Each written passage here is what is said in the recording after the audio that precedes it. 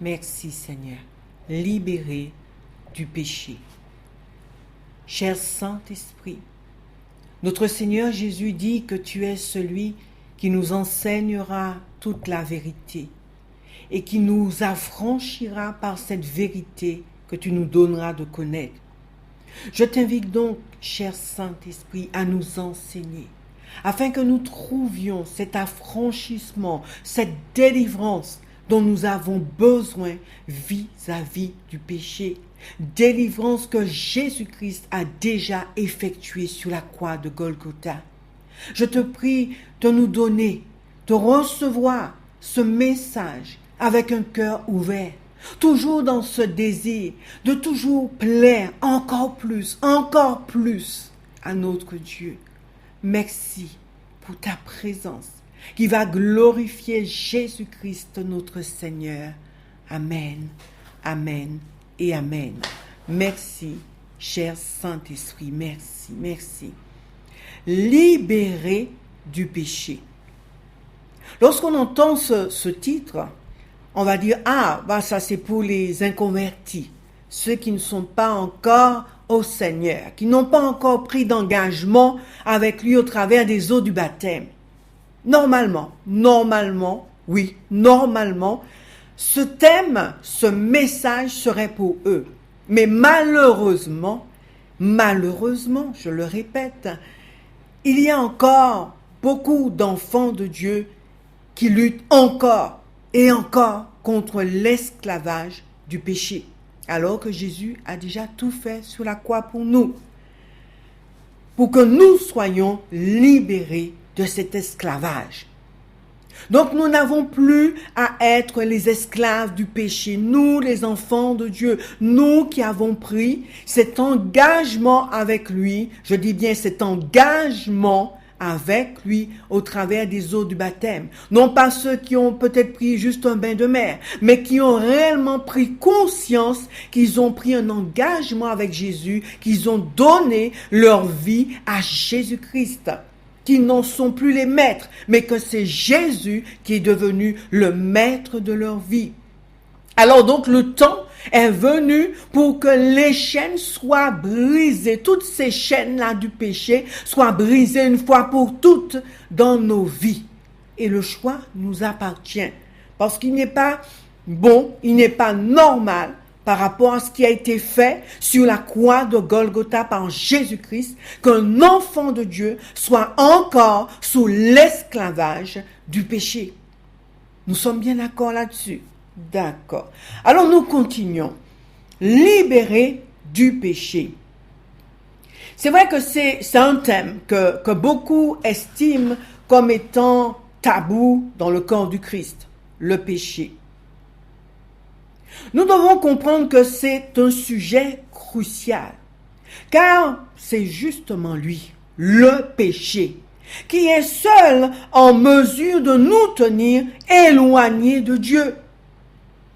Nous devons être conscients de cela, que c'est aussi à cause de lui, le péché, que Dieu le Père a dû sacrifier son Fils unique pour l'humanité. Et c'est encore à cause de lui qu'il y a tant de souffrances sur terre. Il faut être clair là-dessus. Le péché vient du diable. On ne joue pas avec ce qui vient du diable. On ne joue pas non plus avec le diable. On ne flirte pas avec. Il nous faut aussi savoir que Dieu l'a en horreur. Dieu a le péché en horreur. Beaucoup de messages sont portés, mais très peu, c'est vrai, abordent celui du péché. Parce qu'on estime, et c'est vrai que normalement, on estime que c'est pour les inconvertis, ceux qui n'ont pas encore, on va dire, fait la paix avec Dieu, ceux qui ne sont pas encore réconciliés avec Dieu par l'œuvre de la croix.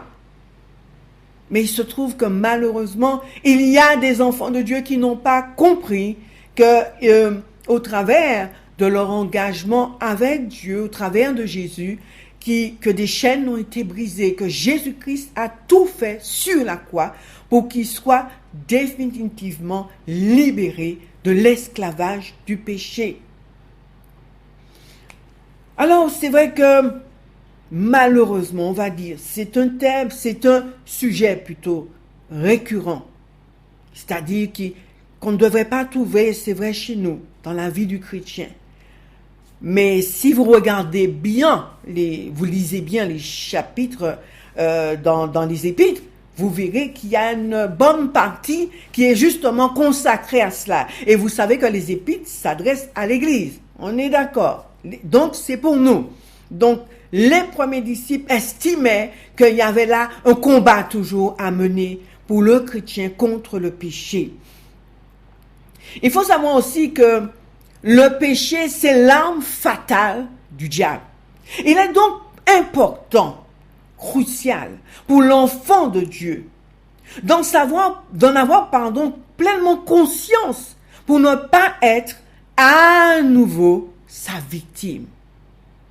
Le péché, c'est une puissance spirituelle destructrice qui, au travers des péchés, vous avez bien vu, je fais bien la différence, le péché qui est une puissance spirituelle destructrice, qui, au travers des péchés, des actes, accomplit son œuvre de destruction en nous, et ceci, si, bien sûr, nous le lui permettons. Amen. Puisqu'au travers de Jésus, Jésus nous a donné la victoire sur lui. Mais si nous lui permettons à nouveau de nous servir, il fera son œuvre. Il fera son œuvre. Cela dépend de nous. Le choix dépend de nous. Être esclave du péché ou pas, le choix dépend de nous. Jésus-Christ, lui, il a déjà tout fait. Il a déjà vaincu à la croix. Une fois pour toutes. Il lui a ôté tout pouvoir. Dès lors que nous en avons conscience et que nous marchons en nouveauté de vie, nous pouvons vivre cette victoire de Jésus-Christ à la croix sur le péché, cette puissance destructrice. Le Saint-Esprit l'atteste dans plusieurs livres de la Bible. Prenons au premier lieu Romains, le chapitre 6, le verset 10. Romains 6, verset 10 nous dit: car il est mort, et c'est pour le péché qu'il est mort une fois pour toutes. Il est revenu à la vie, et c'est pour Dieu qu'il vit. Paul dit que c'est pour le péché que Jésus est mort. Ce n'était pas pour ses péchés personnels, il n'en avait pas, mais pour les nôtres. Jésus n'avait pas le péché. C'est pour nos péchés que Jésus-Christ a été crucifié. Mais oui, vous allez dire, mais on sait ça, tu nous apprends rien de nouveau. D'accord, ok, on continue. Et il dit encore ceci, que Dieu a condamné le péché dans la chair, en envoyant son propre Fils dans une chair semblable à la nôtre, c'est-à-dire semblable à celle du péché, nous-mêmes là. Il y a certes la loi, mais son impuissance face à la puissance du péché est due à la faiblesse humaine. Je ne sais pas si vous avez vraiment compris. La loi est là, mais la loi est impuissante face à la puissance du péché. Pour quelle raison la loi n'a-t-elle pas pu vaincre la puissance du péché en l'homme? La raison, on va dire peut-être qu'elle est si évidente. C'est à cause de la volonté égoïste de l'être humain qui est plus forte que les préceptes de Dieu. Le désir de l'homme de jouir des désirs de la chair, de la bonne chair, a toute force à la loi. La loi ne peut pas venir pour lui dire ça c'est pas bon, ça c'est pas bon, parce que ce désir surpasse la puissance de la loi. Ce désir égoïste de l'homme de ne vivre que pour lui, de ne vivre que pour sa chair, elle dépasse la puissance de la loi. Elle anéantit ainsi la puissance de la loi qui aurait pu la libérer du péché. Mais la loi n'a pas pu. Donc, ces désirs charnels, cet égoïsme humain, a toute force à la loi pour être agissante pleinement en nous pour nous libérer du péché. La loi aurait pu. Elle aurait pu nous libérer du péché sans cet égoïsme, cet égocentrisme de l'être humain. Ses désirs passent avant tout.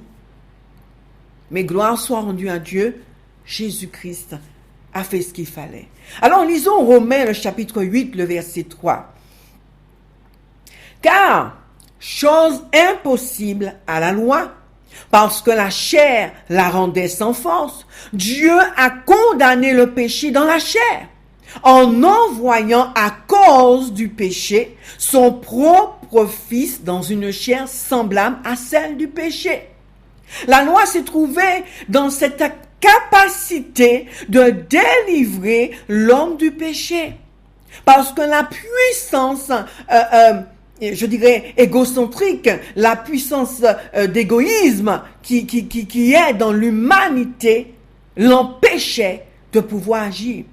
Mais Dieu, dans sa grâce, a envoyé Jésus-Christ, son propre Fils, dans une chair semblable à celle du péché, pour anéantir cette puissance du péché en nous. Vous remarquerez que dans ce passage que nous venons de lire dans Romains 8, 3, Dieu parle toujours du péché. Il ne dit pas qu'il a condamné les péchés dans la chair, mais il dit qu'il a condamné le péché. Et aussi, il est dit que c'est pour le péché que Jésus est mort et non pour les péchés. Cela nous donne de comprendre que le péché est la puissance que Jésus a vaincue à la croix. La puissance du péché, le péché utilise les péchés, c'est-à-dire des actes, pour manifester sa puissance destructrice dans la vie de l'humain, des êtres humains. C'est une puissance destructrice. Et c'est lui que Jésus-Christ a vaincu. C'est cette puissance, que Jésus a vaincu sur la croix de Golgotha. Par son sang. Donc, il est fondamental de comprendre qu'un enfant de Dieu, écoutez bien, qu'un enfant de Dieu qui pratique le péché et qui ne l'a pas en horreur, est un chrétien qui méprise, et ceci même inconsciemment, mais qui méprise tout de même l'œuvre de la croix. Car c'est à cause du péché, de cette puissance destructrice, que Jésus-Christ a souffert sur cette croix, qu'il a été cloué, percé. Il nous faut prendre conscience de cela. C'est au travers de sa mort que nous avons été délivrés de cette puissance destructrice du péché. Et c'est-à-dire que lorsque nous pratiquons volontairement le péché, on sait que c'est mal de mentir, mais on ment. On sait que c'est mal de voler, mais on vole. On sait que c'est mal de calomnier, mais on calomnie. On sait que c'est mal de médire, mais on médit.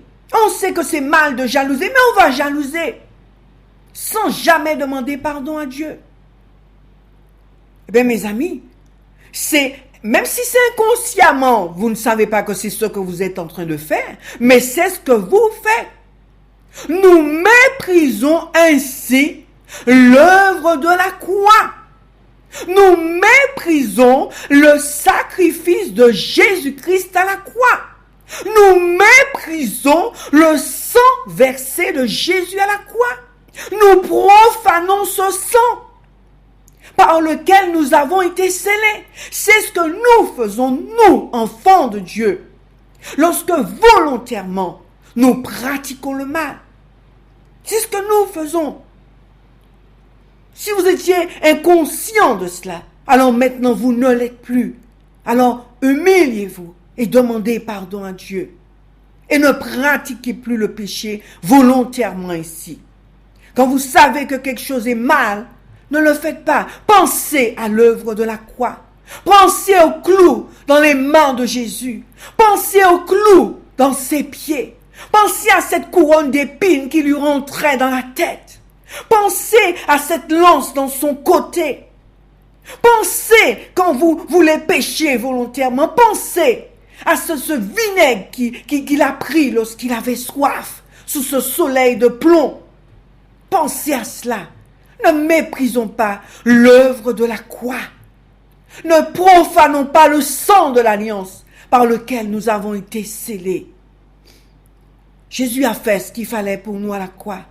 Il a souffert, il a vaincu la puissance du péché. Alors j'invite chacun d'entre nous, au travers de ce message, à être clairvoyant et responsable du choix qu'il fait de pratiquer le péché ou pas.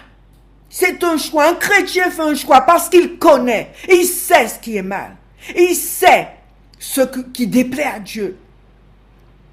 Un chrétien ne peut pas dire « je ne savais pas que c'était pas mal ». Non. Alors à ce moment-là, excuse-moi de le dire, mais c'est que tu n'es pas un chrétien. C'est que tu n'es pas un chrétien. L'engagement que tu as pris, tu ne l'as pas pris avec Jésus alors. Tu l'as peut-être pris sous l'effet de « je ne sais ». Je sais que ces paroles sont Dieu, ce ne sont pas des critiques.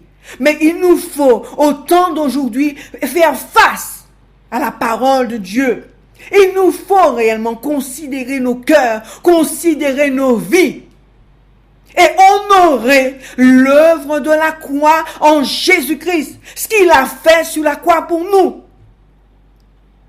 Si nous considérons cette œuvre faite à la croix pour nous par Jésus-Christ, cette victoire acquise par lui sur le péché, si nous considérons que c'est vrai, alors honorons cette action, honorons cette œuvre dans une vie sainte, en menant une vie sainte.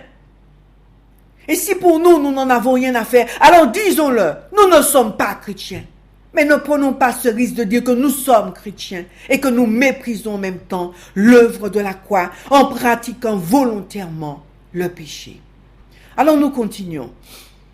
Qu'est-ce donc que le péché? On va faire un petit récapitulatif pour ceux vraiment qui n'ont pas compris ce qu'est le péché et qui continuent à flirter avec lui tout en étant enfants de Dieu.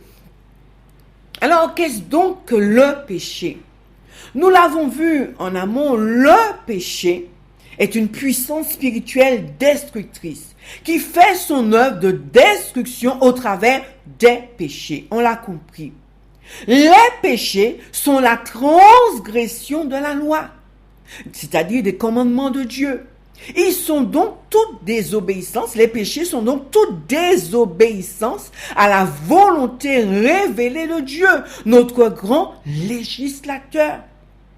En résumé, et chose qui, je dirais même une conclusion terrible, c'est-à-dire même enfant de Dieu, vous êtes dans la désobéissance à la volonté révélée de Dieu. Elle est révélée où? Dans la Bible. C'est écrit, voilà, un commandement de Dieu. Tu ne feras pas ceci ou tu feras cela, tu aimeras. Mais nous désobéissons à ce commandement. Le péché est là. Nous devenons pécheurs. Nous nous trouvons à nouveau sous l'influence de la puissance destructrice du péché. Comment arrêter ce processus de destruction? Pardon, repentance. Alors qu'il s'agisse d'omission, c'est-à-dire négligence de faire ce que les commandements ordonnent, ou de commission, péché de commission. Péché de commission, c'est les actions interdites par les commandements. Ça ne change rien à l'affaire. C'est toujours péché devant Dieu. Que ce soit par négligence ou que on pratique une action interdite volontairement, ça ne change rien, c'est toujours péché devant Dieu. Mes amis, il est triste, c'est vrai, de constater qu'il y a un commandement et un autre qui lui est semblable, qui sont trop souvent transgressés par le peuple de Dieu dans sa majorité. Et je dirais que de ce commandement-là, de ces commandements-là, dépend toute la loi de Dieu. Toute la loi de Dieu s'accomplit lorsque nous-mêmes nous obéissons à ces deux grands commandements. Alors quels sont ces commandements, me direz-vous? Mais vous les connaissez, on les connaît. Le plus grand, l'amour pour Dieu, et le second qui lui est semblable, est pour son prochain. Marc chapitre 12, versets 28 à 31. Lisons ensemble. Marc 12, versets 28 à 31. Un des scribes qui les avait entendus discuter, sachant que Jésus avait bien répondu aux Sadducéens, s'approcha et lui demanda: quel est le premier de tous les commandements? Jésus répondit: voici le premier. Écoute, Israël, le Seigneur notre Dieu est l'unique Seigneur. Et tu aimeras le Seigneur ton Dieu de tout ton cœur, de toute ton âme, de toute ta pensée et de toute ta force. Voici le second qui lui est semblable. Tu aimeras ton prochain comme toi-même. Il n'y a pas d'autre commandement plus grand que cela. Alors nous comprenons qu'il est vital pour nous, je dis bien vital, c'est-à-dire notre vie en dépend, pour nous de savoir ce qu'est le péché et ce que Jésus a fait pour nous face à cela. Et surtout, ce que nous devons faire impérativement contre le péché pour vivre pleinement de la liberté acquise par Jésus-Christ pour nous à la croix. Il nous faut savoir, il nous faut comprendre. Peut-être qu'il y a beaucoup d'enfants de Dieu qui n'ont pas compris réellement ce qu'est le péché. Peut-être même ils ne savaient même pas que c'était une puissance destructrice que Jésus-Christ, puissance spirituelle, que Jésus a vaincu à la croix. Et que c'est cette puissance qui, par les péchés, nous conduise à la mort. Mais avec la grâce et la direction du Saint-Esprit, je dirais le soutien du Saint-Esprit, nous allons voir tout cela pour que vraiment des chaînes tombent dans les vies de tous ceux qui le veulent. Amen. Que Dieu soit béni. Alors, comment le péché est-il entré dans le monde? Pratiquement tous, on le sait. Le péché est entré dans le monde par Adam, le premier homme. Quand je dis Adam, aussi Adam et Ève. Pour que les hommes disent pas, n'oublie pas Ève, hein, parce que tu es une femme. Oui, Adam et Ève, d'accord. Car il a désobéi à un commandement que Dieu lui avait fait personnellement. C'est pourquoi on dit que le péché est entré par Adam. Parce qu'Adam, messieurs, permettez-moi de vous le dire, vous êtes responsable de votre femme, d'accord? Alors, Dieu a estimé, Dieu quand il est venu dans le jardin, c'est Adam qui s'est adressé au responsable de sa femme. Alors, on reprend donc, le péché est entré dans le monde par Adam, le premier homme. Adam qui a désobéi à un commandement de Dieu qui lui avait été fait personnellement. Ève n'était pas encore là. Et ce commandement, c'était celui de ne pas manger du fruit de l'arbre qui était au milieu du jardin. L'arbre de la connaissance du bien et du mal. Genèse 2, versets 16 à 17. L'Éternel Dieu donna cet ordre à l'homme. Tu pourras manger de tous les arbres du jardin, mais tu ne mangeras pas de l'arbre de la connaissance du bien et du mal, car le jour où tu en mangeras, tu mourras. Juste une petite parenthèse, juste une image. Je ne sais pas si on réalise quand on lit, j'aime bien imager. Vous vous rendez compte, Dieu place là Adam et Ève. Dans le jardin, tu pourras manger de tous les arbres du jardin, mais tu ne mangeras pas de l'arbre de la connaissance du bien et du mal, car le jour où tu en mangeras, tu mourras. Ils avaient tout, et le jardin d'Éden apparemment était immense. Ils avaient tous les arbres du jardin, tous les fruits à leur disposition. C'est comme si ils étaient dans un lieu. On va être matérialiste un peu, à la manière de l'homme charnel. C'est comme si Dieu les avait placés à un endroit. Dieu dit, voilà, je te donne Mercedes, BM, sans faire de publicité, Grand Cherokee et toutes les grosses voitures là. Voilà, je te donne ça. Et les grosses villas aussi là, je te donne tout ça. Mais tu as vu là, cette petite 4L là, je ne sous-estime pas les 4L, monsieur Renaud. Cette petite 4L, cette petite maison là, tu n'y touches pas. Et figurez-vous que malgré toute cette abondance qu'ils avaient autour d'eux, tout ce foisonnement qu'ils avaient autour d'eux, ils étaient quand même attirés par la petite voiture qui était là, par la toute petite maison qui était là. Et c'est ça l'homme. Et c'est ça justement que la puissance du péché utilise en l'homme, l'égoïsme. Toujours vouloir satisfaire ses désirs charnels, vouloir plus que ce que Dieu lui a donné. C'était une parenthèse. Revenons. Dieu a donc donné ce commandement à Adam. Et ce dernier, qu'est-ce qu'il a fait? Il a désobéi à cet ordre en prenant la décision volontaire de refuser de se conformer à la nature de Dieu et d'obéir à cette injonction. Dieu, il est Dieu. Adam le savait. Son créateur de tout ce qui l'entourait. Adam savait qu'il était souverain sur toutes choses, qu'il lui a donné la vie, qu'il pouvait aussi l'enlever. Mais malgré ça, Adam a désobéi à cet ordre, à cette injonction de Dieu. Tu ne mangeras pas de l'arbre de la connaissance du bien et du mal. Tu peux prendre tout ce que tu veux dans le jardin, mais ça, tu n'y touches pas. Et Adam, dans toute cette connaissance de la prééminence de Dieu, de la suprématie de Dieu, de la souveraineté de Dieu, Adam a bravé tout cela. Et il a désobéi. Il a fait comme il voulait. Il a accepté ce fruit que Ève lui a présenté.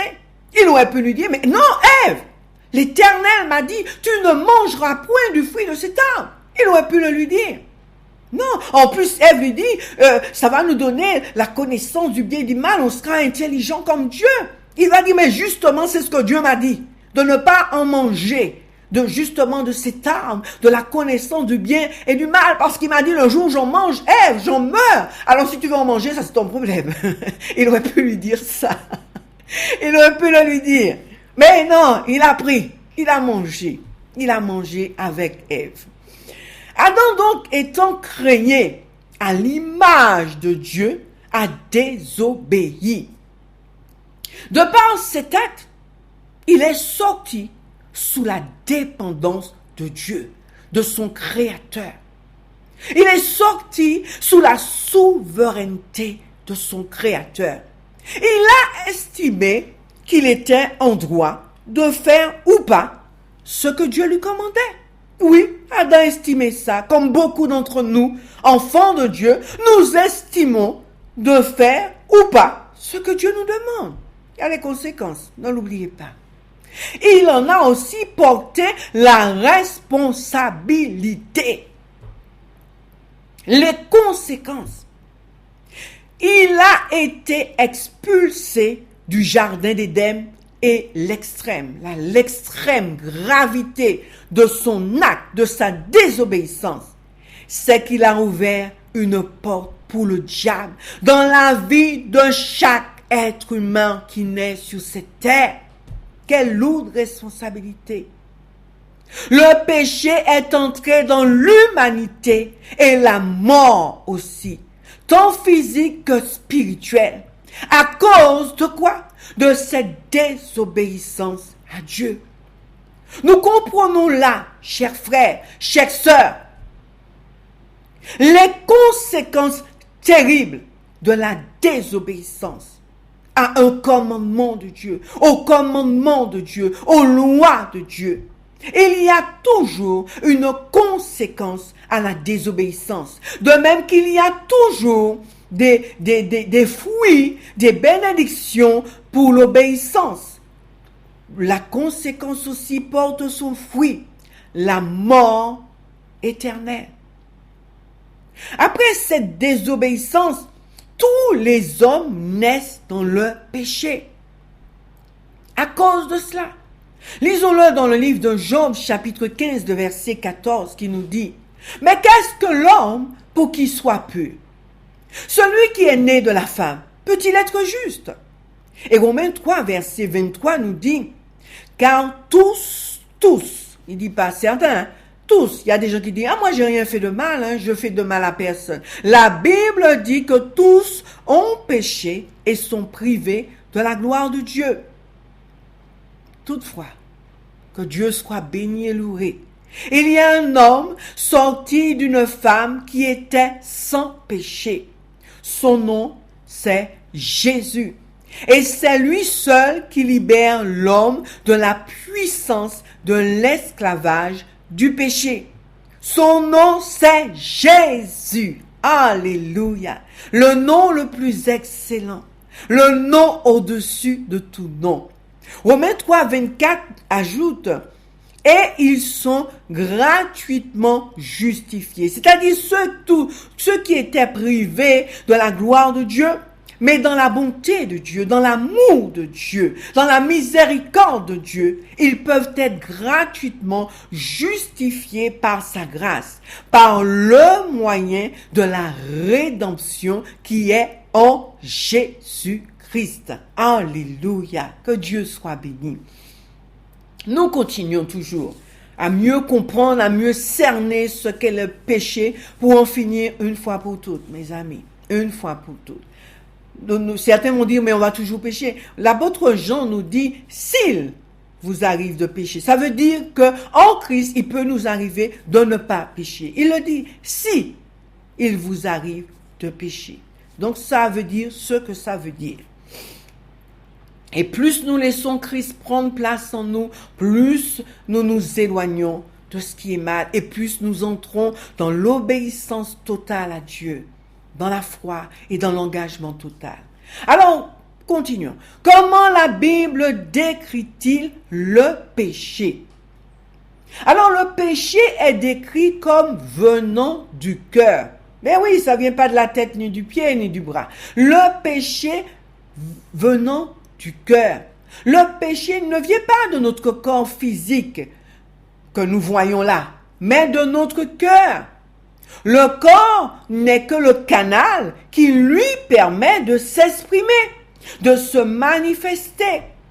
Et la source du péché sort du diable qui l'intègre dans les cœurs non renouvelés et non purifiés par le sang de Jésus, par l'œuvre de la croix. Il arrive qu'il y a des chrétiens, mais leurs cœurs, ils se sont baptisés. Mais les cœurs ne sont pas renouvelés. Ils ne sont pas purifiés par le sang. Ils ne sont pas renouvelés par cette présence du Saint-Esprit. Ils ne sont pas purifiés par le sang, purifiés par la parole quotidienne qui nous purifie, qui nous éclaire, qui renouvelle notre intelligence, qui nous donne de comprendre la pensée de Dieu. C'est important. Il ne suffit pas juste de passer dans l'eau, de rentrer sec, de ressortir mouillé, ça s'arrête là et puis j'attends le retour du Seigneur. Non, il y a tout un processus. C'est celui qui persévérera jusqu'à la fin qui sera sauvé. Persévérera dans tout ce que Dieu nous commande de faire. Matthieu 15, verset 19 nous dit « Car c'est du cœur que viennent les mauvaises pensées. » Les meurtres, les adultères, les impudicités, les vols, les faux témoignages, les calomnies. Voilà les choses qui souillent l'homme. Mais manger sans s'être lavé les mains, cela ne souille point l'homme. Vous avez entendu? Mauvaises pensées, meurtres, adultères, impudicité, les vols, les faux témoignages, les calomnies, médisances, tout ça. C'est du cœur que ça sort, pas du corps physique que vous voyez là. Le corps est là pour manifester, mais c'est du cœur que cela sort. D'où l'importance pour chaque enfant de Dieu de garder son cœur plus que toute autre chose. Proverbe 4, verset 23. Alors, la Bible décrit aussi le péché comme le fruit de la convoitise. Lorsqu'un désir malsain vient dans un cœur et que ce dernier lui cède, ce cœur-là lui cède à ce désir malsain, alors c'est la puissance du péché en cette personne qui se manifeste. Car ce sont les mauvais désirs qui conçoivent et donnent naissance au péché. Ce sont nos mauvais désirs qui conçoivent et donnent naissance au péché. Alors veillons donc à ce que tout désir qui monte dans nos cœurs soit conforme à la volonté de Dieu, à ses commandements, aux désirs de Dieu, aux exigences de Dieu. Lisons dans le livre de Jacques, le chapitre 1er, le verset 15. Nous allons le lire dans 2 versions de la Bible. Vous savez que j'aime bien lire dans différentes versions. Alors, Jacques chapitre 1er, verset 15, dans la version Louis II, il nous est dit, « Puis, la convoitise, lorsqu'elle a conçu, enfante le péché. Et le péché, étant consommé, produit quoi? La mort. » Le péché étant consommé produit la mort. Dans la version de la Bible Parole vivante, Jacques 1er verset 15 toujours.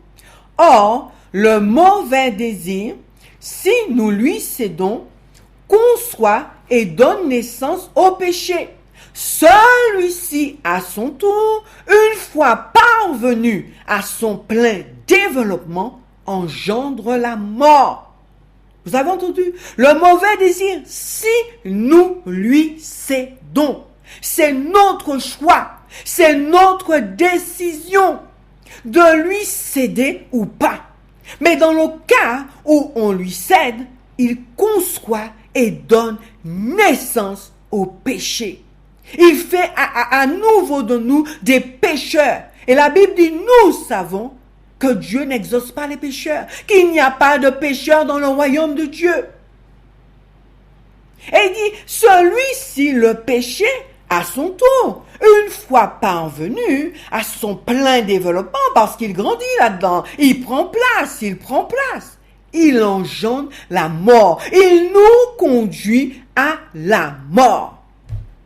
Prenons conscience de cela, pour pouvoir vivre pleinement cette victoire de Jésus-Christ sur la croix contre la puissance destructrice qu'est le péché.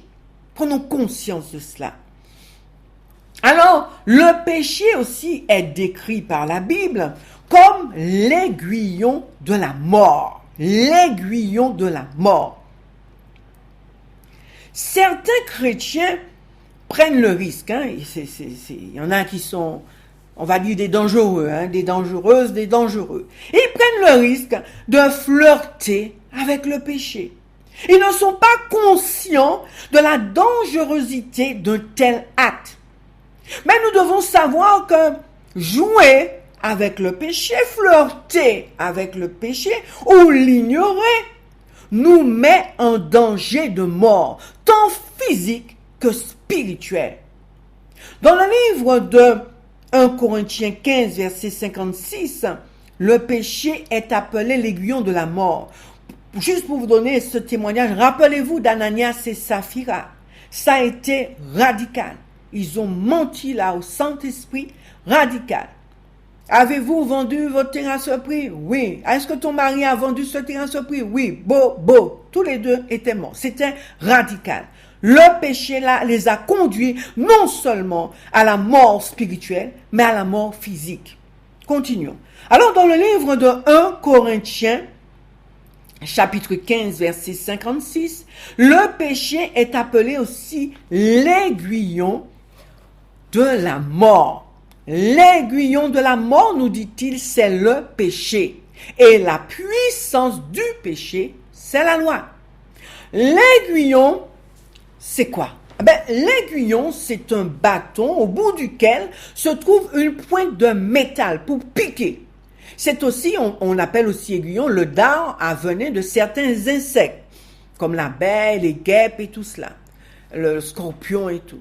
Alors, lorsqu'on commet un péché, Lorsque nous transgressons un commandement de Dieu, l'action que nous faisons procure peut-être, oui, du plaisir. On va trouver que c'est bien, c'est bon, c'est tout. Voilà. On a du contentement. On a une pleine satisfaction dans notre chair. Eh bien, cette satisfaction, c'est le long bâton. Mais au bout se trouve le venin. Au bout se trouve la pointe en métal pour nous détruire. Et ça, c'est le péché. Ça, c'est le péché. Le petit plaisir que le péché vous donne là, c'est bien, c'est bon, oui, voilà, et tout. Contentement, pleine satisfaction, ça, c'est le long bâton. Mais ce qu'on ne sait pas, c'est qu'au bout de ce bâton se trouve le venin, la pointe en métal pour nous détruire, physiquement et spirituellement. C'est cela le péché. La suite du chapitre 15 de 1 Corinthiens nous donne de rendre grâce à Dieu de ce que Jésus a pourvu pour que nous en soyons libérés. Nous verrons cela dans les chapitres suivants. Nous allons en parler tout à l'heure.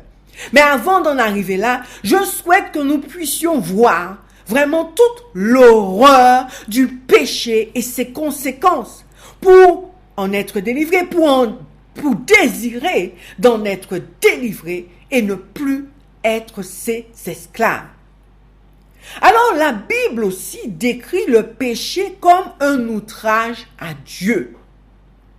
Lorsque nous péchons volontairement, c'est-à-dire, m'en savent ça, mon café. M'en savent, il pas bon. Mais mon café, quand même. Moi, c'est un enfant de Dieu, mais m'en savent. Yo ka vini di moi, mais m'en savent, mon café. C'est tout, mon café. Alors, lorsque nous péchons volontairement, lorsque nous connaissons les commandements de Dieu et que nous décidons par un acte volontaire de les transgresser, n'est-ce pas un affront, une insulte à Dieu? Parce que c'est ce que veut dire outrager. Hein? C'est affronter, faire un affront à quelqu'un ou l'insulter. Alors quand nous péchons volontairement, lorsque tu dis m'en savent, mais mon café, sache que tu es en train d'affronter Dieu, de faire un affront à Dieu, une insulte à ton Dieu. C'est ce que nous sommes en train de faire.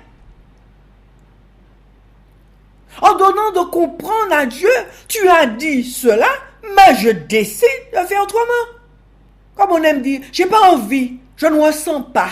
Ouais, je ne ressens pas. J'ai pas vu cela dans la Bible, je ne ressens pas. J'ai pas envie non plus. On décide de faire autrement. Dans la désobéissance, c'est exactement ce qui se passe. Nous outrageons Dieu. Nous lui faisons affront. Mes amis,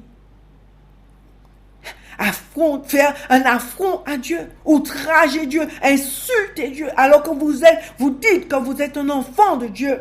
Quelle en sera la conséquence? La mort, on y revient. La mort, tant physique que spirituelle. Matthieu 15, le livre de Nombres, le chapitre 15, le verset 30 nous dit: mais si un Israélite ou un étranger commet délibérément un péché, il m'offense et il sera exclu du peuple. Ça, c'est la version de la Bible français courant. Mais si un Israélite ou un étranger commet délibérément un péché, il m'offense et il sera exclu du peuple. La version Semeur nous dit, toujours Nombre, chapitre 15, verset 30, mais si quelqu'un commet délibérément une faute, qu'il soit autochtone ou immigré, ça veut dire qu'il habite là ou bien qu'il soit venu habiter, il fait injure à l'Éternel. La conséquence, et il sera retranché du milieu de son peuple. Si quelqu'un commet délibérément une faute, je connais la parole de Dieu, je sais ce que Dieu dit, mais délibérément, je fais autrement. Je n'ai pas envie, je ne ressens pas. Alors je fais comme je ressens, même si la parole de Dieu dit autrement. Mes amis, la Bible dit, il sera retranché du milieu de son peuple, retranché du milieu du peuple de Dieu. Je souhaite vraiment qu'au travers de ces deux passages bibliques, Nombre 15, verset 30, dans les deux versions, nous puissions comprendre que le péché ne doit plus trouver sa place en nous. Nous devons le combattre.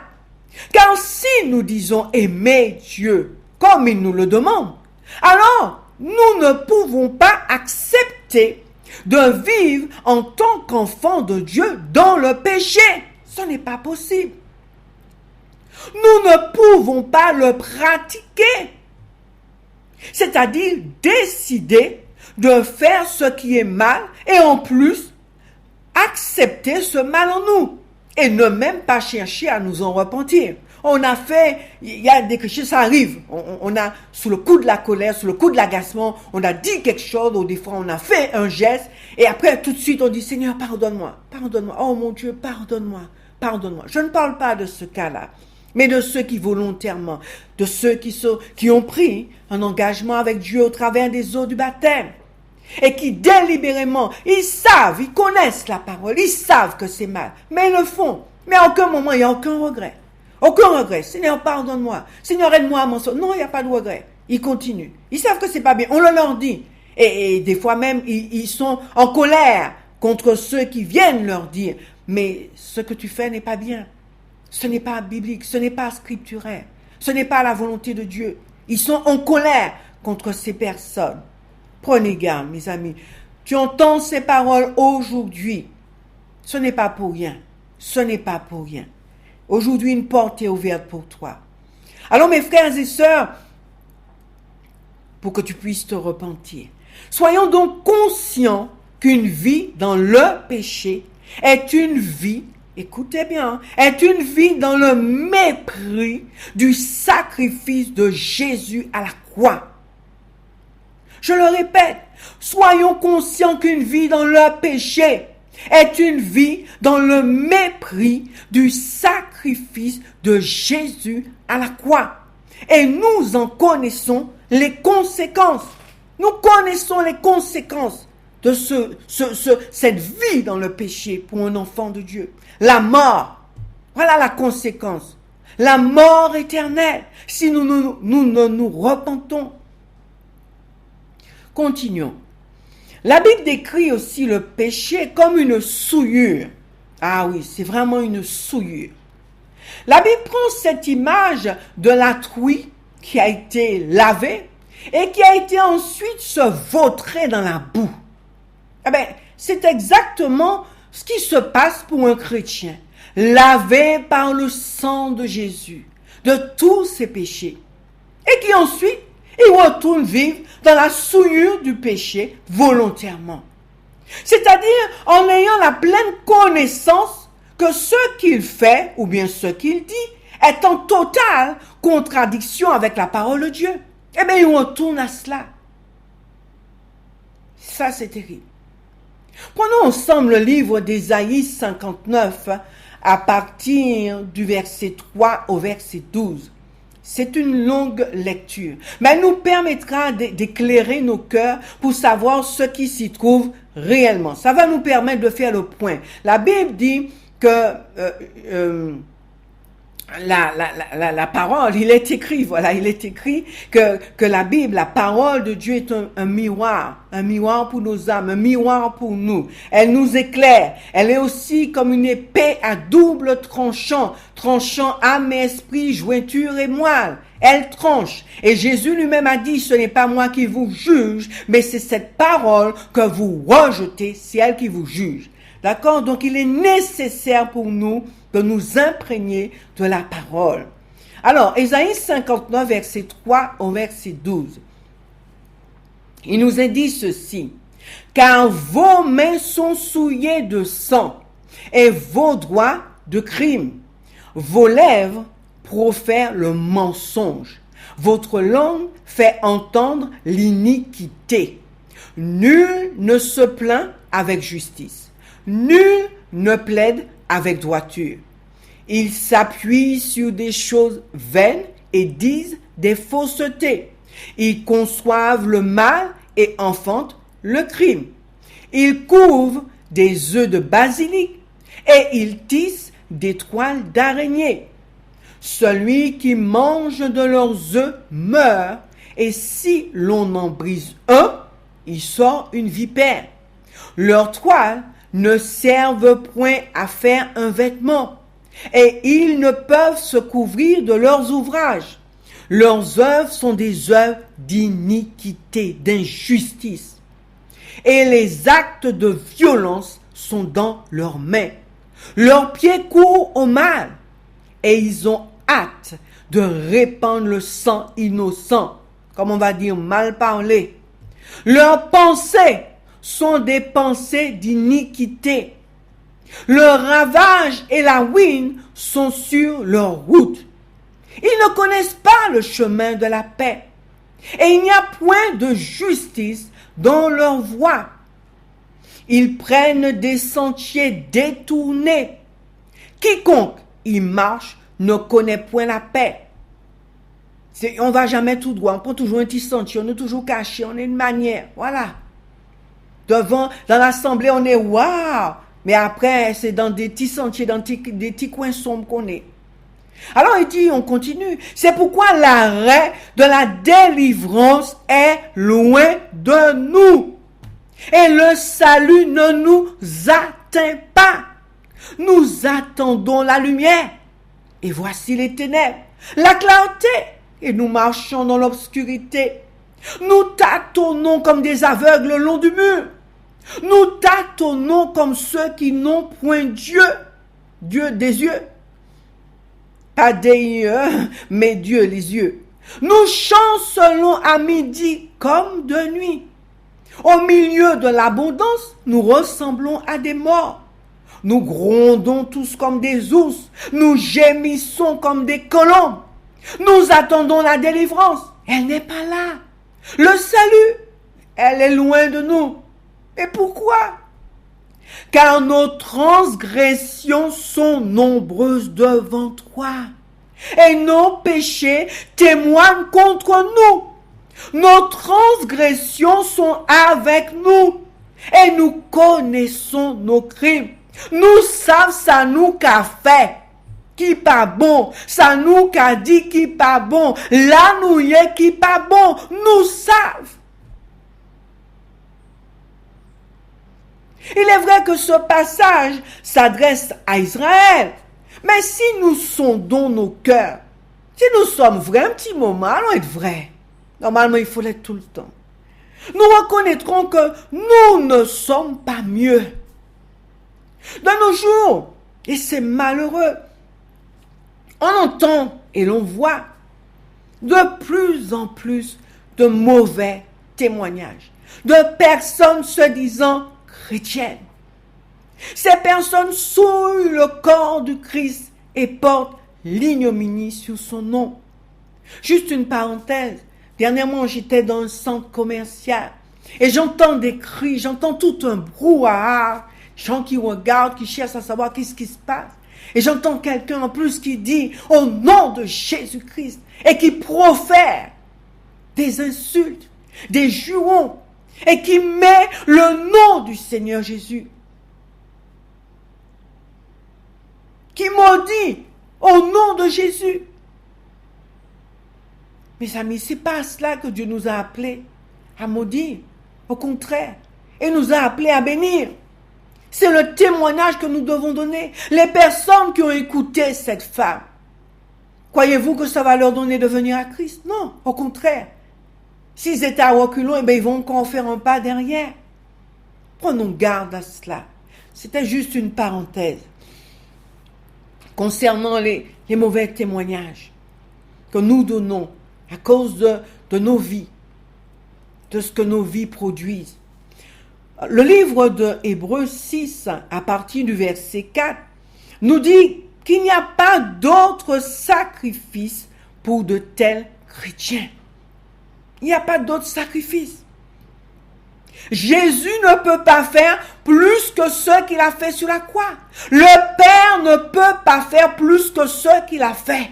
Donner son Fils unique, il ne peut pas faire plus que cela. Ils sont conscients du sacrifice de Jésus à la croix, ces chrétiens, de sa souffrance pour nous libérer du péché. Mais ils méprisent cela. Ils sont conscients parce que tout le temps, ce sont les plus persévérants. Ils sont là du lundi au dimanche, assis dans un lieu de culte. Ils entendent la parole, même s'ils ne la mettent pas en pratique. Mais ils sont conscients et ils savent pertinemment. Mais quand ils sortent de là, ils remettent le vrai manteau. Ils enlèvent le masque de l'assemblée. Et ils laissent faire... il laisse à vue, en apparence, le vrai visage. Alors ils sont conscients du sacrifice de Jésus à la croix, de sa souffrance pour nous libérer du péché. Jésus n'a pas fait semblant de souffrir. Il était de la même nature que nous, dit la Bible. Il est venu dans un corps, le corps du péché, le nôtre.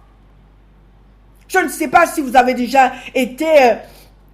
Lorsque vous clouerez quelque chose et que le clou passe, mes amis, ça fait mal. Ou même une aiguille. Quand vous êtes en train de coudre tranquillement, quand l'aiguille passe, ça fait très mal. Alors imaginez, c'est pas les petits clous d'aujourd'hui que l'on utilise. Hein. C'était d'énormes clous.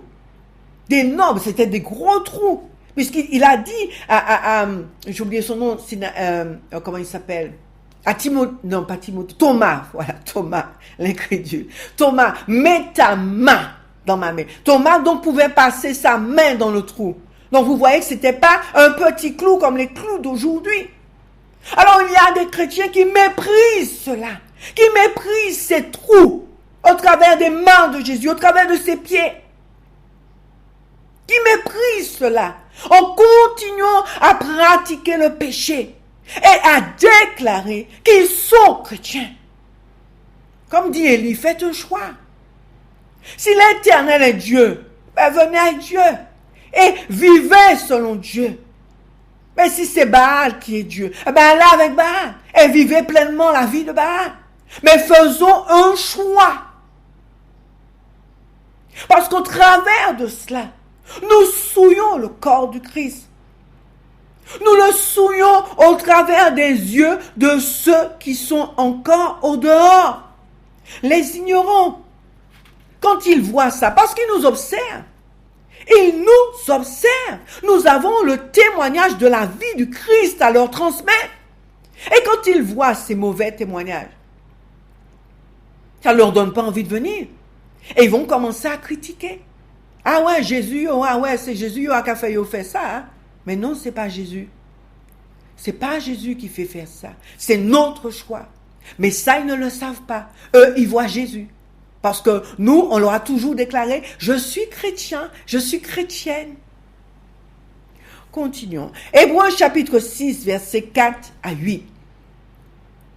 Car il est impossible, nous dit la Bible, que ceux qui ont été une fois éclairés, écoutez bien, le Saint-Esprit dit dans Hébreux 6, 4 à 8, il est impossible que ceux qui ont été une fois éclairés, qui ont goûté le don céleste, qui ont eu part au Saint-Esprit, qui ont goûté la bonne parole de Dieu et les puissances du siècle à venir et qui sont tombés, soient encore renouvelés et amenés à la repentance, puisqu'ils crucifient pour leur part, écoutez bien, puisqu'ils crucifient pour leur part le Fils de Dieu et l'exposent à l'ignominie. Le Saint-Esprit ajoute ceci. Lorsqu'une terre est abreuvée, c'est-à-dire c'est nous, là, l'enfant de Dieu qui vient de prendre cet engagement avec Dieu, qui persévère. Alors lorsqu'une terre est abreuvée par la pluie qui tombe sur elle, la pluie de la parole, de l'enseignement, de la prière, de la méditation, de la louange, de l'adoration, et que cette terre-là, qu'elle produit une herbe utile, et j'ajoute la pluie de l'amour aussi, produit une herbe utile à ceux pour qui elle est cultivée, elle participe à la bénédiction de Dieu. Ça, c'est un enfant de Dieu. Voilà, cette terre représente un enfant de Dieu qui vit la vie du Christ. Son désir, c'est de plaire à son Dieu, à ressembler à son Seigneur. Mais, il continue, et il dit, mais, si cette terre-là, celui qui a pris cet engagement avec Dieu, avec Jésus-Christ, au travers des eaux du baptême, mais qui, en fait, il est présent, il est toujours assis là, dans les lieux de culte, ils sont présents. Ils sont même plus présents que ceux qui reflètent le Seigneur, des fois. Ils sont présents à tous les coups. Mais malheureusement, ils produisent des épines et des chardons. Eh bien, cette terre-là, elle est réprouvée, rejetée et prête d'être maudite. Et on finit par y mettre le feu. Mes amis, c'est le sort de tout chrétien. Je le dis, c'est pas moi qui le dis, c'est la Bible qui le dit. Dans Hébreux 6, 4 à 8. C'est la Bible qui le dit. Le chrétien qui, après avoir été, on dit, une fois éclairé, qui a goûté le don céleste, qui a eu une part au Saint-Esprit, qui a goûté la bonne parole de Dieu et les puissances du siècle à venir, et qui est tombé. Ça veut dire qu'il rejette tout cela. Finalement, bon, on va vivre la vie moins. On va vivre la vie moins titac, hein? Voilà.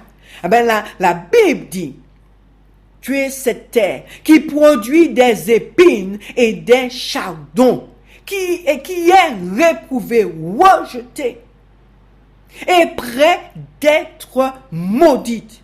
Et la conséquence, on finit par y mettre le feu. On y revient, la mort, la destruction définitive. Alors prenons garde. Là encore je dis, Dieu est miséricordieux. Si tu entends ces paroles, tu sais que tu es là dans cette pratique du péché. Dieu te parle. Tu as encore cette possibilité aujourd'hui de te repentir. Humilie-toi devant Dieu. Reviens à Dieu et il te pardonnera. Il ne te rejettera pas. Il te pardonnera. Demande-lui pardon d'avoir méprisé l'œuvre de la croix. Demande-lui pardon d'avoir rejeté toutes ces bénédictions, ces grâces qu'il t'a données au travers du sacrifice de Jésus. Demande-lui pardon. Et il te pardonnera. Il est fidèle et juste pour nous pardonner dès lors que nous lui confessons nos péchés. Alors prenons conscience de ce que nous venons de lire. Soyons cette bonne terre abreuvée par la pluie qui tombe souvent sur nous et qui produit une herbe utile à ceux pour qui elle est cultivée. On est cultivé pour qui? Pour Dieu, pour la gloire de Dieu. Notre vie, notre raison d'exister est pour la manifestation de la gloire de Dieu. Notre récompense, participer à la bénédiction de Dieu. Nous continuons. Le péché, nous dit la Bible, est aussi manifeste, il est découvert. Alors, il y a des péchés qui sont manifestes. On les voit se manifester, on les voit aux yeux de tous. Ils sont reconnus, on va dire, ça c'est péché, ça c'est mal. Tuer, voler, mentir, se moquer des autres, les querelles, les disputes, l'ivonnerie, excès de table, etc. Ça, on les voit. Il y a de ceux qui sont cachés, mais ils ne restent pas cachés aux yeux de Dieu. Ils sont cachés aux yeux des hommes, mais découverts tôt ou tard. Car la Bible déclare que toute œuvre mauvaise cachée dans les ténèbres sont condamnées et emmenées à la lumière, celle du Christ. Prenons Éphésiens, le chapitre 5, le verset 11. Il nous est dit, examinez ce qui est agréable au Seigneur et ne prenez point part aux œuvres infructueuses des ténèbres, mais plutôt condamnez-les. Car il est honteux de dire ce qu'ils font en secret. Mais tout ce qui est condamné est manifesté par la lumière, car tout ce qui est manifesté est lumière. Nous comprenons que le péché qu'il soit manifeste ou qu'il soit caché, doit être mis hors de nos cœurs, hors de nos vies, en le mettant, en le menant à la lumière de Jésus, en le haïssant, en le confessant et en le délaissant. Nous connaissons son but, nous connaissons le but du péché. Cette puissance destructrice veut nous mener à la mort, loin de Dieu et pour toujours. C'est son but. 1 Timothée 5, 24 nous dit: les péchés de certains hommes sont manifestes, même avant qu'on les juge, tandis que chez d'autres, ils ne se découvrent que dans la suite. Mais tôt ou tard, il sera mis à nu. Rassurez-vous, tôt ou tard. Maintenant que nous en savons un peu plus sur le péché, nous allons poursuivre dans ce sens. Que pense Dieu du péché?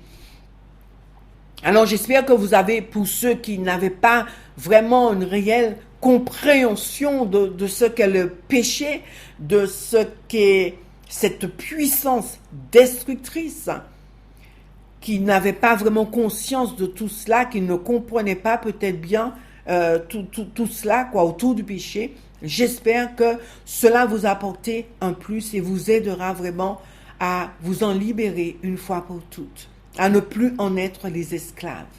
Amen. Si nous sommes esclaves, nous le sommes du Christ. Alléluia. Et ces chaînes-là, elles ne sont pas lourdes parce que ce ne sont pas des chaînes. Amen. Un lien d'amour. Que Dieu soit béni. Alors, que pense Dieu du péché? On l'a vu tout à l'heure, Dieu a en horreur. Il a en horreur. Il en est dégoûté. Mais nous là, est-ce qu'on a conscience que Dieu a le péché en horreur? Car ne l'oublions pas, c'est à cause du péché que nous avons tous été privés de sa gloire, privés de sa présence. Comme je l'ai dit précédemment, c'est à cause du péché qu'il a sacrifié Jésus-Christ pour nous, son unique Fils. Je ne sais pas si vous l'aurez fait, mais Dieu l'a fait pour nous, à cause du péché. Deutéronome 25, verset 16 dit: car quiconque fait ces choses, quiconque commet une iniquité, est en abomination à l'Éternel ton Dieu. Vous vous rendez compte? Quiconque fait ces choses, ce qui est mal, ce qui est contraire à ses commandements, quiconque commet une iniquité, de l'injustice, est en abomination à l'Éternel ton Dieu. Et aussi dans le livre des Proverbes, le chapitre 6, les versets 16 à 19, il est dit: il y a 6 choses que est l'Éternel. On va dire, mais Dieu ne hait pas. Mais c'est ce qui est écrit dans la Bible. Hein? Proverbes 6, 16 à 19, c'est ce que je lis. Il y a 6 choses que Dieu est, que est l'Éternel, et même 7 qu'il a en horreur. Les yeux hautains, la langue menteuse, les mains qui répandent le sang innocent, à l'école porter des mauvaises choses sur les autres frères et sœurs, sur les autres. Le cœur qui médite des projets iniques, des choses qui sont pas bien, qui sont pas droites aux yeux de Dieu. Les pieds qui se hâtent de courir au mal. On est pressé d'aller faire des choses qui ne glorifient pas Dieu, d'aller se trouver dans des endroits où Dieu n'est pas honoré. Et le faux témoin qui dit des mensonges et celui qui excite des querelles entre frères. Cela fait partie des choses que Dieu est. Alors là, ça, ces choses-là, il les est. Il les a en horreur. Dieu a en horreur le péché. Alors nous aussi, ces enfants, nous devons l'avoir en horreur. Nous devons avoir en horreur le péché. Cela doit nous dégoûter. Cela doit nous écœurer. Puisque Dieu aussi l'a en horreur. Alors, voyons encore ce qu'il pense du péché. Eh bien, Dieu est irrité face au péché. Il est irrité.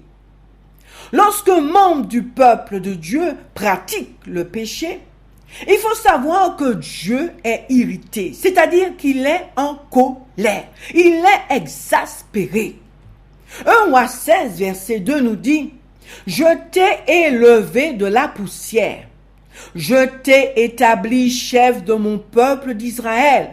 Mais parce que tu as marché dans la voie de Jéroboam et que tu as fait pécher mon peuple d'Israël pour m'irriter par leurs péchés, voici, je vais balayer Baetcha et sa maison, et je rendrai ta maison semblable à la maison de Jéroboam, fils de Nébat. » N'est-ce pas ce que Dieu le Père a fait pour nous en Jésus-Christ? Ne nous a-t-il pas sortis de la poussière du péché? N'a-t-il pas fait de nous des rois et des sacrificateurs à sa gloire? Et pourtant, beaucoup d'entre nous méprisent cette œuvre de Dieu en nous et pour nous. Comment? En pratiquant volontairement le péché, en pratiquant volontairement le péché. Je sais que c'est pas bien, mais je le fais. Ça, c'est une pratique volontaire du péché. À partir du moment en tant qu'enfant de Dieu, je sais qu'une chose n'est pas bien, que c'est mal, je ne dois pas le faire. Volontairement, je ne dois pas le faire, je dois résister. Parce que la conséquence, nous irritons Dieu. Nous attirons sur nous sa colère et son jugement. Aujourd'hui, nous sommes en 2021. Je porte ce message du Seigneur. Nous savons dans quel temps nous sommes. Posons-nous la question. Posons-nous la question. Je ne vais pas m'étendre plus. Je dis tout simplement, posons-nous la question par rapport à ce qui nous est dit dans 1 Roi 16, verset 2. Tu as fait pécher mon peuple d'Israël pour m'irriter par leurs péchés. Et il dit, je rendrai ta maison semblable à la maison de Jéroboam, fils de Nébat. Prenons conscience de cela. Nous continuons. Le péché n'échappe pas au regard de Dieu. On ne peut pas se cacher des yeux de Dieu pour pécher. Ça, non. Faut pas se leurrer, hein. Faut pas croire que tu pêches, Dieu ne voit pas. Non. Le pasteur ne voit pas. D'accord. Ton berger ne te voit pas. Sœur un tel te voit pas. Frère un tel te voit pas. Ta famille te voit pas. Mais sache une chose. Que Dieu te voit. Lui, il t'a vu. Il ne t'a rien dit, mais il t'a vu. Il t'a vu. On peut se cacher les yeux de tout le monde, mais pas ceux de Dieu. Tu as péché, c'est inscrit là dans le ciel. C'est déjà écrit. Dieu attend tout simplement que tu viennes te repentir, demander pardon pendant que tu en as le temps, puisque tu ne connais pas le temps qui t'est donné sur cette terre. Et là, le sang de Jésus effacera. Mais tant que tu ne te repentiras pas, et si tu pars sans que ce péché ne soit effacé par le sang de Jésus, par ta repentance, où passeras-tu ton éternité? Alors nous continuons. Ne pensons donc pas que nos péchés sont cachés devant sa face. Ne prenons pas non plus son silence pour de l'ignorance. C'est pas parce qu'il n'a rien dit, il n'a pas révélé ton péché à tout le monde qu'il est d'accord. Pas du tout. Et qu'il ne t'a pas vu non plus. Non, rien n'est caché devant Dieu. Tout est à nu. Tôt ou tard, il faudra passer sur la balance. Job l'avait bien compris, car il dit au chapitre 10 et au verset 14, il dit, si je pêche, tu m'observes, tu ne pardonneras pas mon iniquité. On est bien d'accord. Même Job, d'accord? La grâce n'était pas encore venue, mais Job dit, si je pêche, tu m'observes, tu ne pardonneras pas mon iniquité. Alors il faut aussi savoir que Dieu se souvient du péché.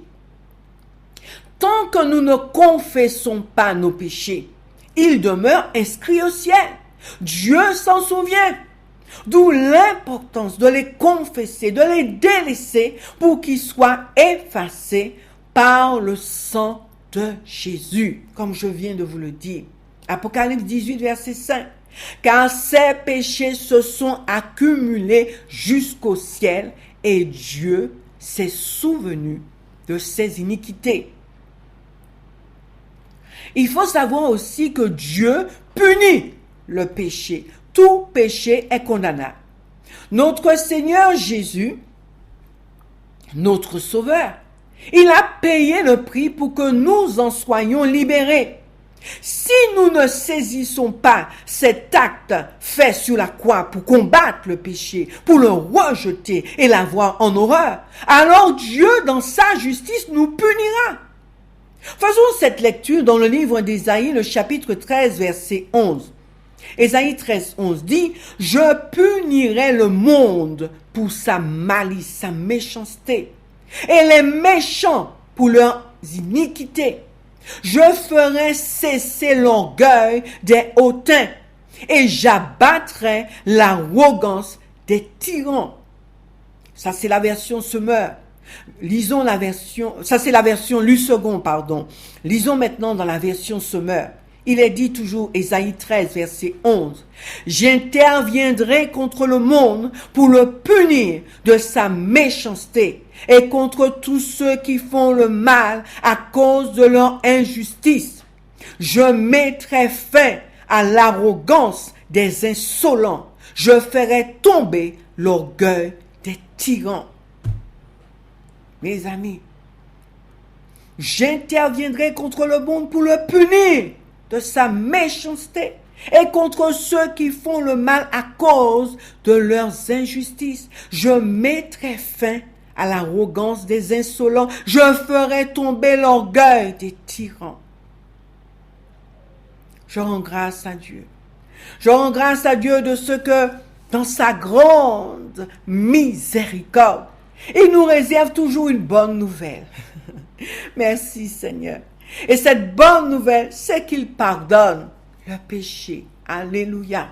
Il pardonne. Mais nous savons qu'il y a, peut-être un jour nous allons revenir, il y a des péchés qui ne sont pas pardonnés, pas encore.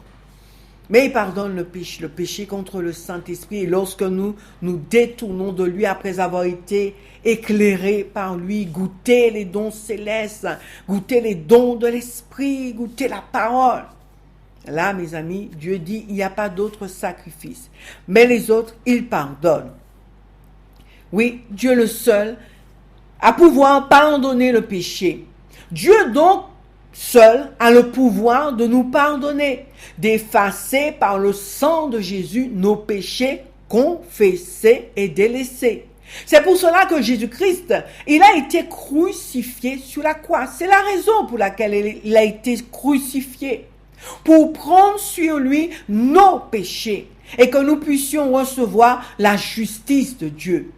C'est-à-dire que nous soyons considérés comme non coupables aux yeux de Dieu le Père. 1 Jean, chapitre, première épître de Jean, chapitre 1er, verset 9 à 10 dit « Si nous confessons nos péchés, il est fidèle et juste pour nous les pardonner et pour nous purifier de toute iniquité. » Vous voyez? Si nous confessons nos péchés, il est fidèle et juste pour nous les pardonner et pour nous purifier de toute iniquité. Si nous disons que nous n'avons pas de péché, nous le faisons menteur et sa parole n'est point en nous. Dieu pardonne, mais nous avons toujours une action à faire en amont, avant, pour que Dieu me pardonne. Quelle est-elle, cette action? M'humilier, regretter mes transgressions et lui demander là de me pardonner. C'est comme l'enfant. Votre enfant a commis quelque chose de mal. Vous allez lui dire, je te pardonne. Non, vous allez faire quoi? Vous allez attendre qu'il vienne reconnaître que ce qu'il a fait est mal et qu'il vienne vous dire, maman, papa, je te demande pardon d'avoir fait cela ou d'avoir dit cela, d'avoir agi ainsi. Là, vous allez lui dire, je te pardonne. Mais il agit mal, vous n'allez pas dire, je te pardonne. Non. En tant qu'un bon parent, logiquement, c'est ce qu'on va faire. On va attendre que cet enfant reconnaisse que ce qu'il a fait est mal. le conduire à cette repentance. Et là, il va demander pardon et nous allons lui pardonner. Eh bien, Dieu, il en est de même pour le Seigneur. Et 2 Chroniques 7,14 résume parfaitement cette démarche. Il dit, si mon peuple sur qui est invoqué mon nom s'humilie, prie et cherche ma face, s'il se détourne de ses mauvaises voies, je l'exaucerai des cieux et je lui pardonnerai son péché et je guérirai son pays. Notre Dieu, notre Papa, il est toujours prêt à nous pardonner. Mais nous aurons toujours à faire le premier pas. N'oublions pas que pour celui qui pêche volontairement, il n'y a plus de sacrifice pour effacer son péché. Il a délibérément décidé, Dieu dit ça, mais moi je fais le contraire. Je fais affront à Dieu là, un outrage. Il a dit ça, mais moi je fais le contraire. Là, Dieu ne peut rien faire. Il n'y a plus de sacrifice pour effacer ce péché. Alors, prenons d'autres passages dans la Bible qui confirment que notre Dieu pardonne. Marc 11, verset 25. Il est dit, « Et lorsque vous êtes debout, faisant votre prière, si vous avez quelque chose contre quelqu'un, pardonnez, afin que votre Père qui est dans les cieux vous pardonne aussi vos offenses. » Luc 7, verset 49. Ceux qui étaient à table avec lui se mirent à dire en eux-mêmes, « Qui est celui-ci qui pardonne même les péchés ?» Et Luc 23, verset 34 dit, Jésus dit, « Père, pardonne-leur, car ils ne savent ce qu'ils font. » Ils se partagèrent ses vêtements en tirant au sort. Alors, au travers de ces différents passages, nous ne pouvons plus douter que notre Dieu pardonne. Ce n'est toutefois, je dirais, pas une raison pour y aller gaiement. Hein? Alors j'y vais et puis après je demande un pardon à Dieu. N'oubliez pas, celui qui pêche volontairement, il n'y a plus de sacrifice pour lui. C'est-à-dire, pardon, pas possible. Tu savais, tu as été délibérément, le Saint-Esprit a tenté de te retenir, mais tu as dit non, lâche-moi Saint-Esprit, je veux le faire. Tu en assumes les conséquences. Alors, n'y allez pas gaiement, hein? Parce qu'il y a le pardon de Dieu. Je tiens à vous rappeler cela, d'accord, pour ne pas dire, la sœur a dit, ah, Dieu pardonne, donc je peux y aller. Non, ce n'est pas ce que j'ai dit. J'ai dit Dieu pardonne. Mais la Bible dit, parce que la Bible dit, je dis ce que la Bible dit. Et la Bible dit aussi, celui qui pêche volontairement, il n'y a plus de sacrifice pour lui. Il n'y a plus de sacrifice pour lui. Parce que Dieu sait, il sait quel est le prix qu'il a dû payer pour que nous soyons pardonnés. Ce prix-là, c'est le prix du sang de Jésus, le sacrifice de son Fils, son unique, son premier-né. Alors, si vous avez des enfants, je pense que vous pouvez comprendre. Si vous avez des enfants, surtout si vous en avez un seul. D'accord? Alors, si nous n'avions pas vraiment conscience de cette vérité, c'est-à-dire que le fait de pécher volontairement enlevait toute possibilité d'être pardonné. Si on n'avait pas conscience de cela, Dieu, dans sa miséricorde, va nous pardonner. C'est-à-dire, revenez à Dieu, repentez-vous, demandez à Dieu de vous pardonner, que vous ne saviez pas que cette rébellion-là conduisait à votre mort éternelle. Donc, demandez-lui pardon si vous n'en étiez pas conscient. D'accord? Demandez-lui pardon. Mais vous qui êtes conscient, que puis-je dire? Je vais continuer. Hébreux 10, versets 26 à 27. Il est dit, car si nous péchons volontairement, après avoir reçu la connaissance de la vérité, il ne reste plus de sacrifice pour les péchés. Mais une attente terrible du jugement et l'ardeur d'un feu qui dévorera les rebelles. Amen. Alors ne nous frottons pas au péché. La Bible est claire. Le salaire du péché, c'est la mort. Dieu est juste. Se révolter contre Dieu, c'est lui désobéir. C'est refuser son autorité sur nos vies. C'est refuser qu'il soit notre Seigneur. Je laisse donc à chacun le soin de considérer son cœur. Si, je ne sais pas si vous l'avez fait, je vous conseille d'écouter le message intitulé « Vous m'appelez Seigneur » pour mieux comprendre. Je vous conseille d'écouter ce message. Alors, il y a de ceux qui s'appuient sur les paroles du livre de Romains 5, versets 20 et 21 pour pécher volontairement. Qu'est-ce qu'il est dit dans Romains 5, 20, 21? Or, la loi est intervenue pour que l'offense abondât, mais là où le péché a abondé, la grâce a surabondé, afin que comme le péché a régné par la mort, ainsi la grâce régna par la justice pour la vie éternelle, par Jésus-Christ, notre Seigneur. Alléluia, alléluia. Ainsi la grâce régna par la justice pour la vie éternelle par Jésus-Christ notre Seigneur. Mes amis, ce passage ne nous incite en aucun cas à pécher consciemment pour que la grâce surabonde dans nos vies. Comprenons au travers de ce passage que l'offense, c'est-à-dire le péché, la transgression, a abondé sous la loi. Pas sous la grâce, sous la loi.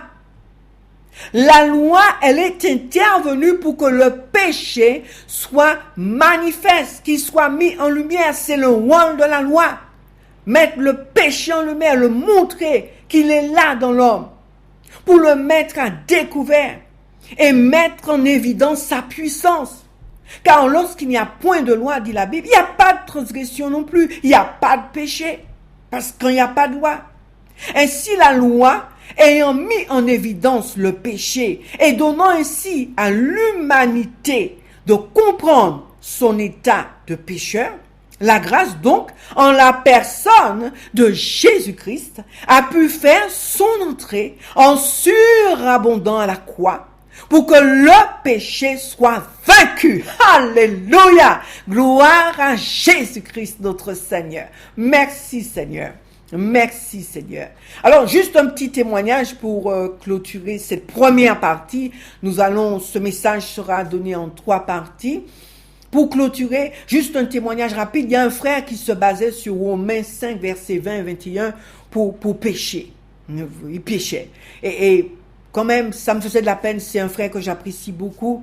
Je suis donc allé vers lui dans l'amour du Seigneur. Il lui dit, mon frère, c'est pas bon.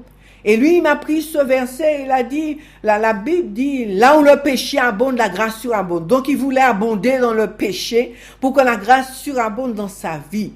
Et je rends grâce à Dieu de ce que, aujourd'hui, là, je vous parle, ce frère, vraiment, il a compris, il a été libéré de cet engrenage du diable par le Saint-Esprit. Il a été, au nom de Jésus, il a été libéré de cela.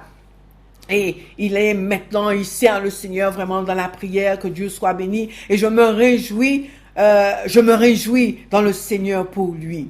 Alors, ne l'oubliez pas, mes amis, sachez que le diable, il va pas utiliser ce qui est contraire à Dieu pour vous faire tomber. Il va utiliser la parole de Dieu. Eh bien oui, il va utiliser la parole de Dieu pour vous détourner en tant que chrétien, pour vous détourner. Il connaît la parole. N'oubliez pas qu'il était aux côtés de Dieu.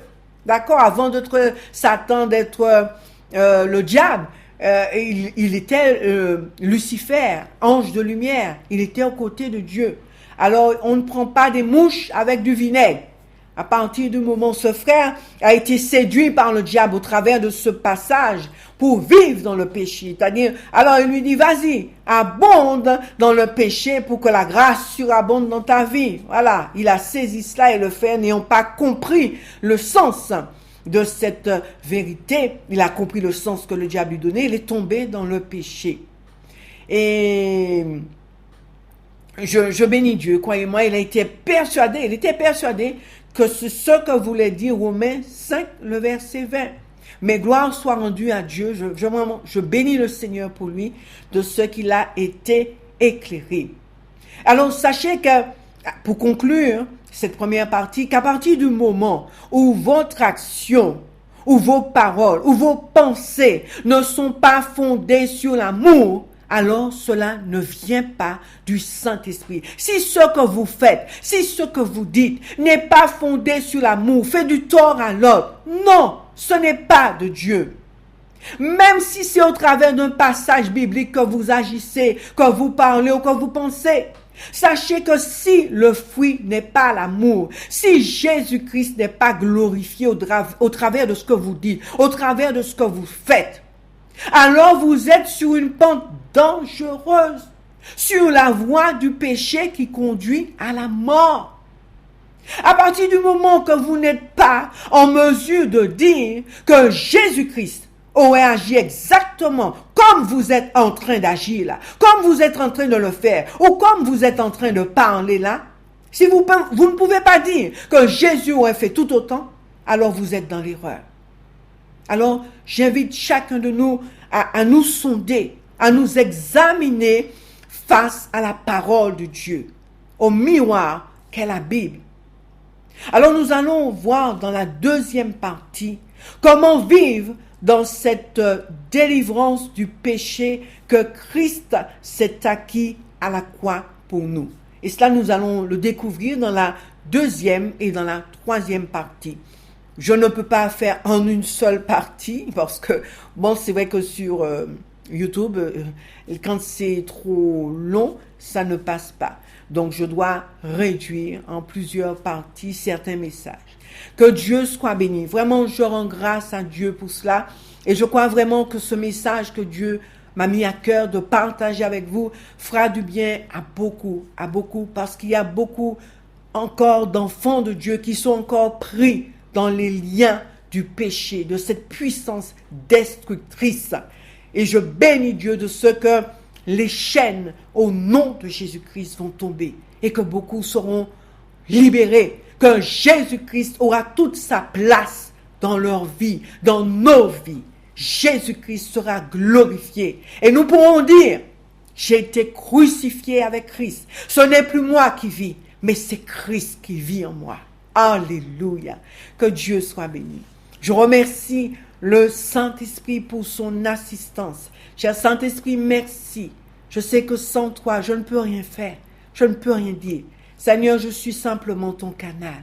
Oh, merci, cher Saint-Esprit, pour ta présence, tes directives et ton onction. Merci aussi, cher Saint-Esprit, c'est toi qui touches les cœurs. Moi, je ne peux rien faire d'autre, Seigneur, que de porter le message, ton message. Et c'est toi qui vas produire du fruit dans les cœurs, surtout les cœurs qui vont recevoir, Seigneur. Tu feras ton œuvre afin que Jésus-Christ soit glorifié dans nos cœurs. Merci, cher Saint-Esprit. Que Dieu soit béni. Je prie vraiment que la paix de Dieu, qui surpasse toute intelligence, garde vos cœurs et vos pensées en Jésus-Christ. Amen. Demeurez bénis en Jésus-Christ. Ancrez et fondez, bâtissez, construisez votre vie sur Jésus-Christ, l'inébranlable, le rocher inébranlable, le roc. Alléluia. Merci Seigneur. Que Dieu soit béni. Merci Seigneur. Amen. Au service de mon Maître. Amen.